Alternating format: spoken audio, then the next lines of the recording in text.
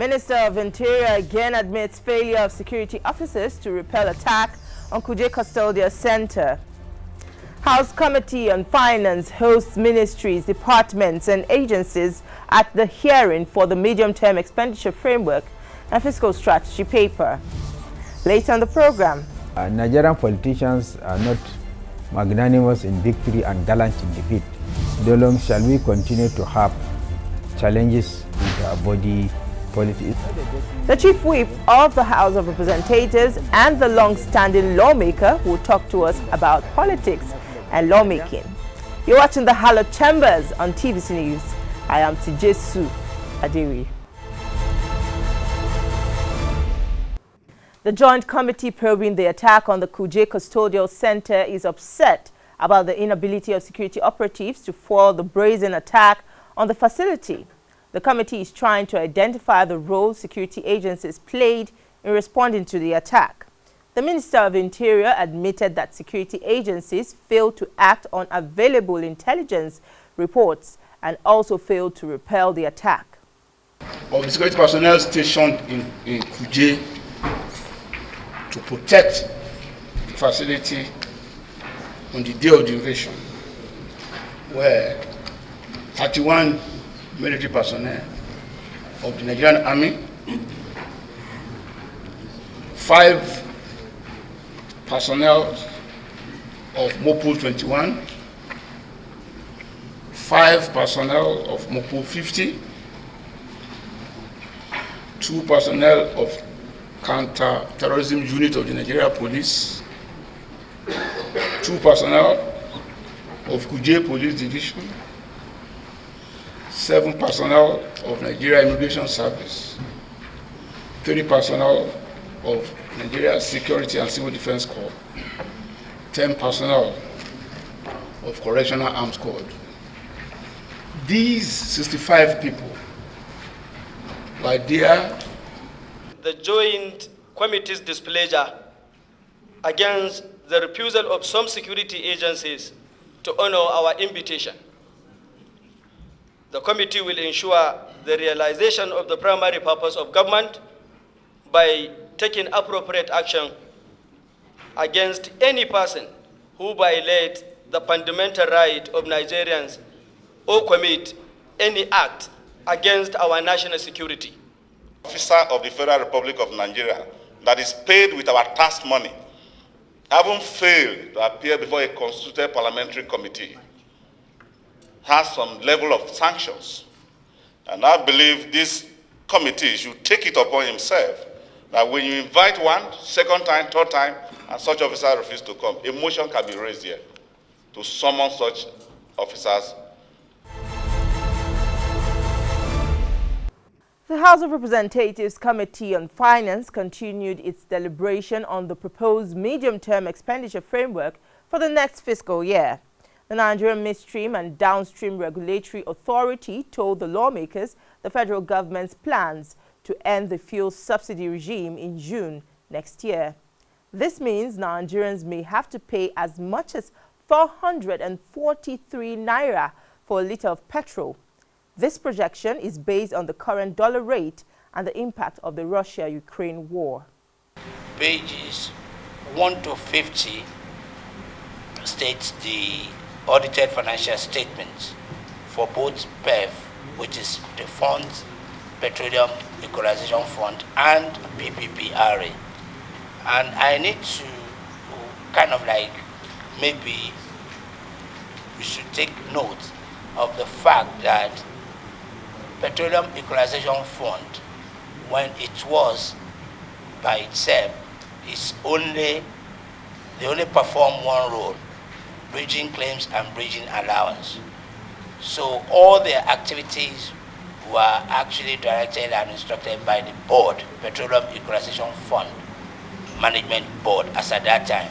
Whatever it's agreed between you and the Fiscal Responsibility Commission, okay, it's very important you do that quickly.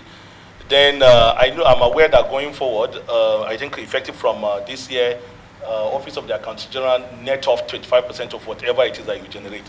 So I don't think that we have problem with 2022. Honorable colleagues, this is the new board and management of midstream and downstream petroleum regulatory authority. We do not manage feeders, but what we're interested is harvesting data from what is happening out there. If you look at even transmission, how many thousand kilometers do they have? If the commission needs to be able to understand what is happening out there as far as performance of DCN is concerned, or performance of discos, or even power plants. Today, power plants are on grid. If you want to take all the data of what is happening, 5 billion is nothing. 9 to 11, 2023 to 2025. I just want to give a general remark, because when you called NIPO, somebody over there said, is the post office still in existence? So I want to start from there. So many people feel we are no longer there. In fact, it's particularly worrisome, especially the elites. Is the post office still in existence? The Postmaster General of the Federation has raised concerns over the worsening condition of the Nigerian Postal Service, NIPOST. Adebayo Adewusi disclosed this when he appeared before the House Committee on Finance. My colleague, Joke Adisa, reports. Since the advent of the global system for mobile communication, otherwise called GSM, and other forms of technology, the fortunes of NIPOST have dipped. This was worsened by the advent of COVID-19 in 2020, and since then, the agency has struggled to stay afloat. The recently enacted Finance Act has also not helped the organization, as it withdraws its right to stamp duty as the main source of revenue.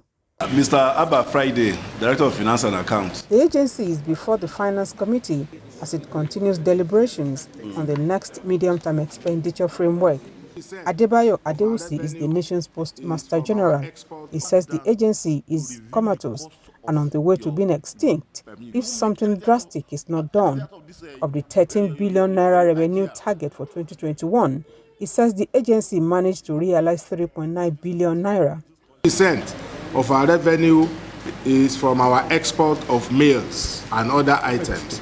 Exports? Yes, exports. That's what constitutes about 60 to 65% of our revenue. The committee accused the agency of flouting provisions of the Finance Act, while it expressed concern about the fate of NIPOST. I was also involved, and I'm still very much involved, but the information I got from the other angle, I think I'll put it up, I'll bring it up so that we'll look at where we are now. DFA, how much did you make in 2021 and how much did you remit? The National Board for Technical Education and the Nigerian Copyright Commission also had their days before the committee. The lawmakers not only frowned at the absence of the chief executive of the commission, but also discharged the representative for alleged incompetence. NAPTEP is also the general awarding body for NSQ. And we have done that for so many, we work with NADDC and so many other agencies and many other, we do research and so on, sir. The committee has urged NIPOST to make a special case for itself before the government, other than flout the provisions of the Finance Act, pending when it will devise other means of survival.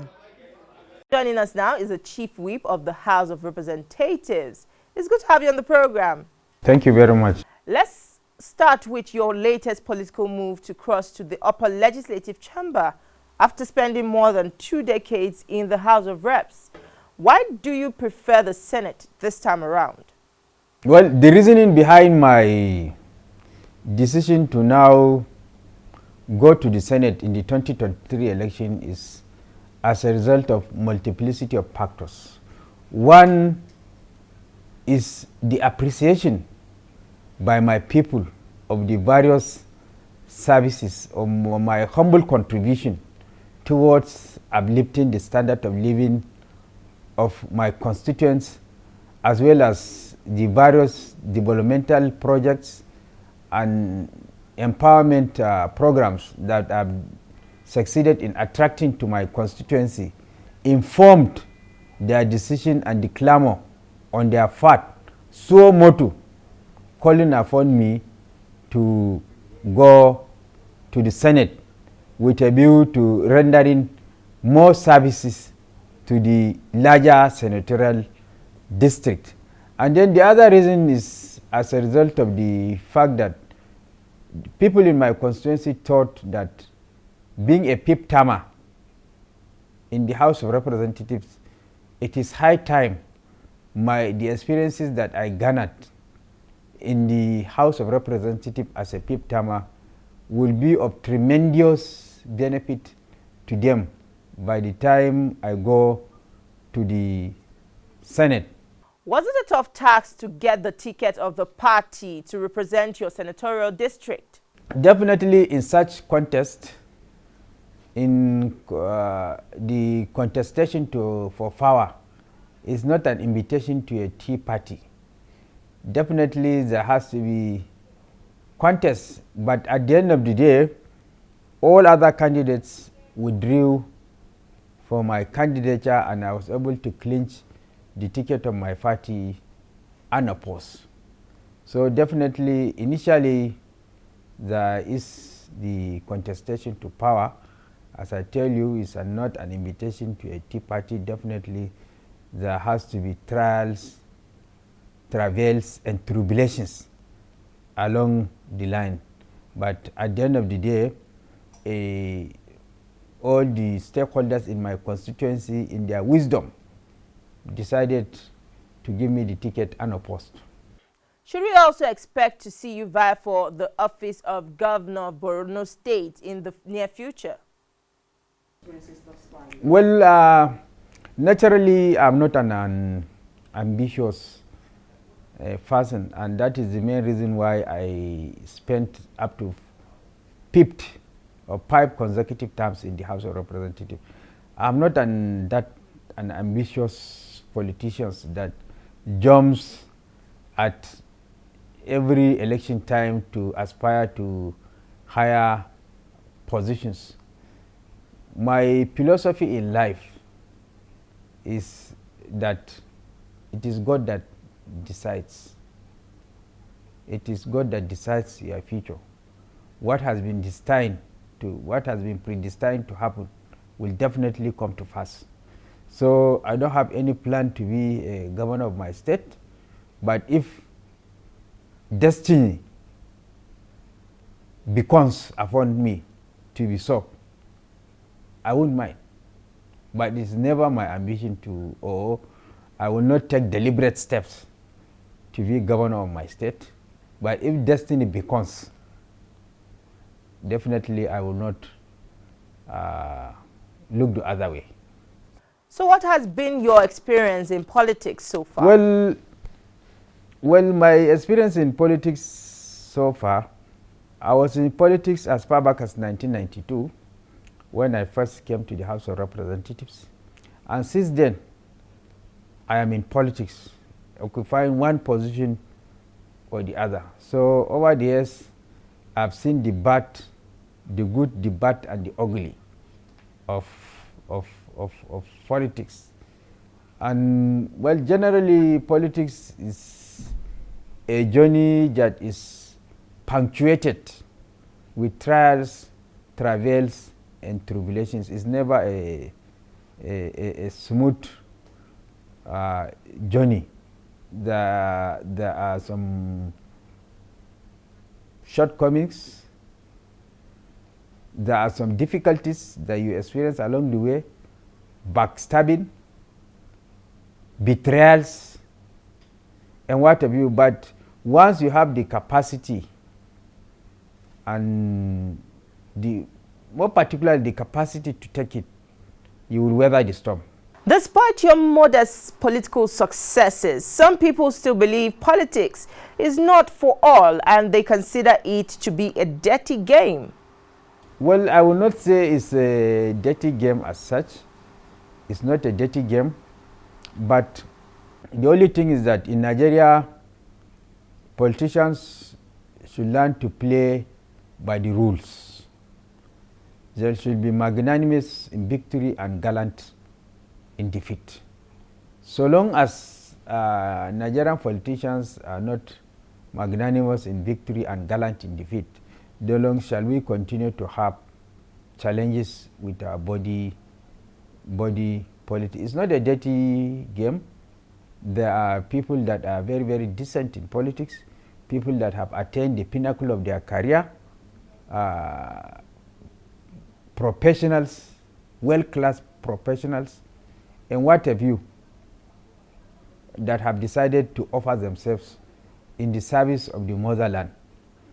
But the only problem is that in Nigeria we should learn to play the game by the rules, and we should not take politics as a do or die affair, winning an election as a do or die affair, but we should all see it purely as a means of altruistic service to the people, and therefore we should be magnanimous in victory and gallant in defeat. Let's talk about the impact you have made through your more than 2 decades of legislative representation in the lives of your constituents. Well, as I told you earlier on, I have been able to attract a lot of projects. My constituency is a constituency that is arid in nature, and therefore we have a lot of problems of water supply.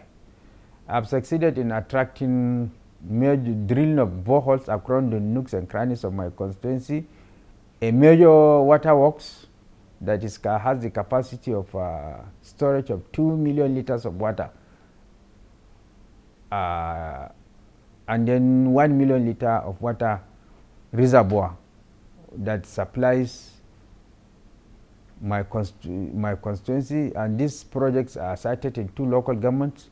I built a lot of classrooms, clinics, and a lot of empowerment programs, because my constituency is a constituency that is ravaged by the Boko Haram insurgency.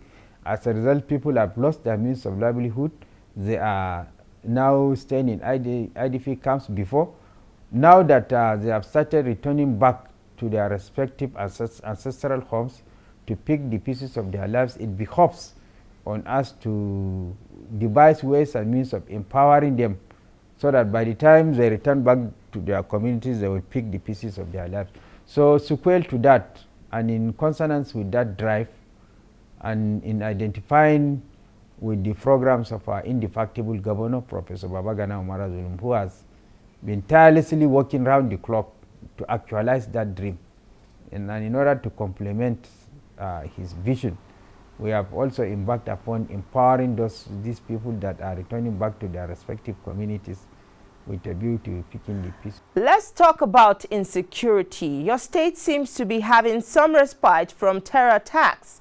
What has changed, and what sense of safety and security do people in your state have? We salute the gallantry of the Nigerian armed forces, as well as the vision of Mr. President that has brought security to our region. Before, even in the wildest of my dreams, I cannot think of going to my local government, which is Monguno, but today I can go to Monguno with my 2 eyes closed. Before the advent of this administration, my local government is fully occupied by the Boko Haram insurgents. They have hosted their flags. 2/3 of the local governments in my state has been taken over by the Boko Haram insurgents, and they have hosted their flags, effectively excising us from the Federal Republic of Nigeria. But God so kind, as a result of the vision and the leadership provided by Mr. President, as well as the gallantry displayed by the Nigerian armed forces, which in the process they have even paid the supreme price. We salute them for that sacrifice. Today, there is semblance of peace in my constituency. People have returned back to their respective ancestral homes, and then picked their pieces of their lives. Kudos also to the effort, the zeal, and the determination displayed by our governor towards the return of the people back to their ancestral homes. So there's tremendous improvement in terms of security in my constituency compared to before the advent of this administration.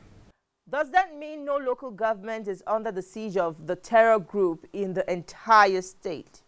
Well, as it is now, there is only one local government that is under the control of Boko Haram, but it was liberated, I think, about 2 weeks ago. It was liberated about 2 weeks ago, a committee was set up by the state government. They visited the local government. They surveyed the local government headquarters to see the needs and what government can be done for the eventual return of those people back to that local government. That local government, I think, was liberated about 2-3 weeks ago. How do we begin to rebuild the lives of these traumatized people, especially in terms of infrastructure and source of livelihood? Well, definitely the Boko Haram insurgency has unleashed a lot of devastation, both in terms of infrastructure, economic-wise, even social-wise into the community.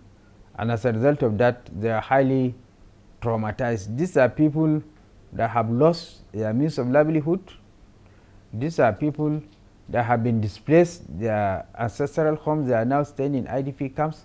I know a lot of people that have lost their businesses, that they have lost their loved ones as a result of Boko Haram attack. So they were highly traumatized. And that is why those of us from that part of the country, our constituency project is mostly deployed towards empowerment of these people. Because they have lost their means of livelihood, they have lost everything. There is need to empower them to go back to their respective communities, start their businesses that they know, engage in farming activities to bring about the much needed resilience of the people to withstand any subsequent Boko Haram attack. We still have a lot of residents who fled in the wake of terror attacks residing in Abuja and its environs. What more can the government do to convince them to return home? Well, you know, under the Kampala Convention, IDPs and refugees, they are supposed to return back to their ancestral homes on their own volition. You cannot force them to return back to their ancestral homes because it is in contravention of the Kampala Convention. And that is why, in spite of the fact that conducive atmosphere and environment has been created by government for their safe return, that notwithstanding, government cannot force them to return back to their respective communities because doing so tantamounts to contravention of the Kampala Convention, which urges states to encourage the voluntary and safe return of IDPs and refugees back to their ancestral homes. The 9th House is entering the last lap. What more should Nigerians expect? As we wind down the 9th House of Representatives and indeed the 9th National Assembly, Nigerians should expect more robust legislations that is in tandem with their wishes and aspirations, that is going to alleviate their sufferings, as well as the Appropriation Act that is going to be presented to the National Assembly immediately we reconvene. I think the focus of the National Assembly under the 2023 Appropriation Act will be on how to alleviate the sufferings of Nigerians as a result of the high increase in cost of living occasioned by the Russia-Ukraine crisis as well as the pandemic that we recently witnessed, which has brought about a spike in the cost of living. So the National Assembly, being a representative of the people that listen to their yearnings and aspirations, will take proactive steps to see how, through the instrumentality of the Appropriation Act, ways and means will be devised with a view to cushioning or bringing succor to the lives of Nigerians, which was occasioned as a result of the Ukraine-Russia crisis, as well as the electoral offences the commission and tribunal that is sought to be established by the National Assembly, because this one is equally very germane and relevant for the attainment of a durable democracy that is brought about through a transparent and credible elections that is devoid of thuggery, ballot stuffing and what have you, which is now will be superintended to by a commission and a tribunal that would be specifically charged by way of legislation to take care of such omissions and commissions with a view to bringing such culprits to book as a deterrence for future offenders.